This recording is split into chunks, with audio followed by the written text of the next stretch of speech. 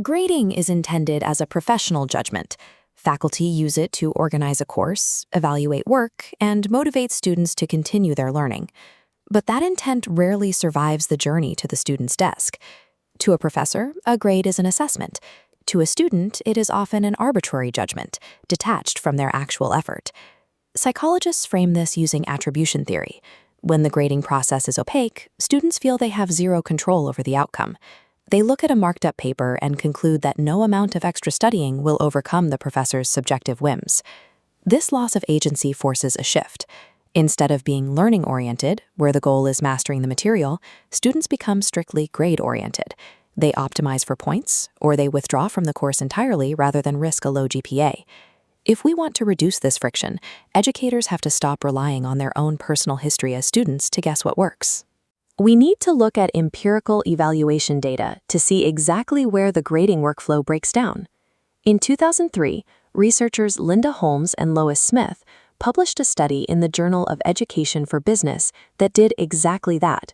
They gathered data from two distinct student populations: juniors writing qualitative strategy essays in a marketing course, and students solving quantitative problems in a cost accounting course. Rather than asking students if they liked a letter grade, the survey asked them to complete a single, highly specific sentence. "It really irritates me when an instructor grades my papers and..."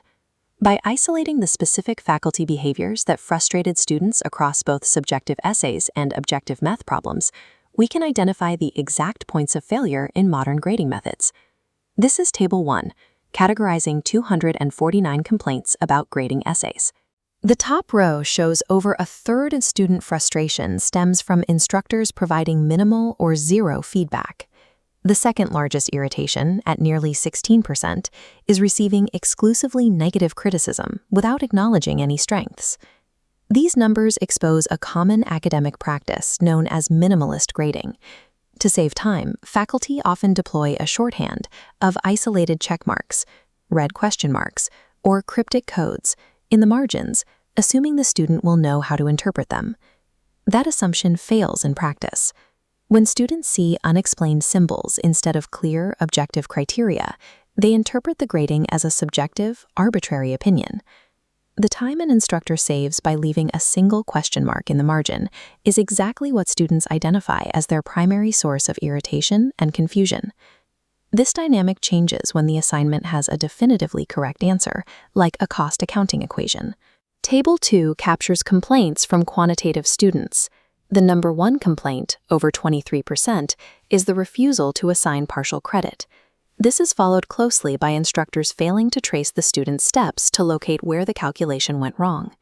Written math problems contain two distinct elements: the objective numerical answer and the subjective application of relevant formulas and concepts to get there.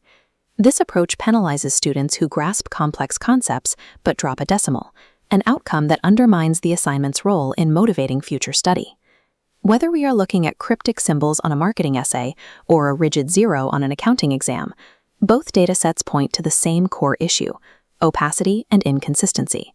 When instructors define the criteria for success after the paper is turned in, students perceive the resulting grade as arbitrary.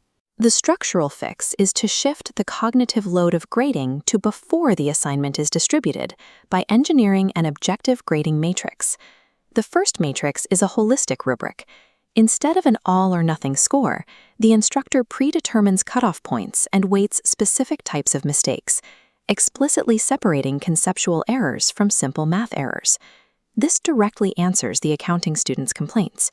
It standardizes partial credit across the entire class and makes a math grade explainable based on a predefined penalty weight. For open-ended essays, instructors use an analytic rubric. This matrix lists every relevant concept required to answer the prompt and ranks all possible combinations of student responses against a fixed scale. By distributing these rubrics with the assignment, the rules of the game are made visible from day one. This counters the attribution theory problem, giving students back their sense of control over the outcome. The primary pushback from faculty concerns time.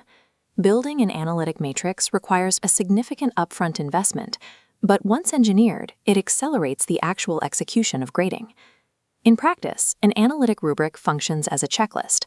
As the instructor reviews the paper, they simply match the student's work to the pre-existing criteria, and the final score aggregates automatically. This efficiency neutralizes the complaints from marketing students. Because the matrix handles the tedious mechanics of justifying the grade, the instructor no longer needs to rely on confusing shorthand in the margins. Instructors can replace those minimalist codes with a single, thoughtful closing comment that gives a summative picture of the work, reinforcing what the student did right while suggesting clear methods to improve. Predefined rubrics do not replace the instructor's professional judgment. They automate the objective accounting of the grade, freeing the instructor to focus on subjective mentorship. Improving student satisfaction requires moving away from reactive, opaque marking and adopting proactive, transparent frameworks. It demands maintaining strict objectivity and clearly communicating the exact criteria for success before the student writes a single word. Professional grading means abandoning gotcha tactics and all-or-nothing calculations to focus specifically on measuring conceptual understanding. Review your most recent assignment. If a student cannot look at your feedback and reverse engineer exactly how they earned their grade, it is time to build a matrix. Transparent grading reduces end-of-term friction and restores a learning-oriented mindset, fulfilling the purpose of higher education.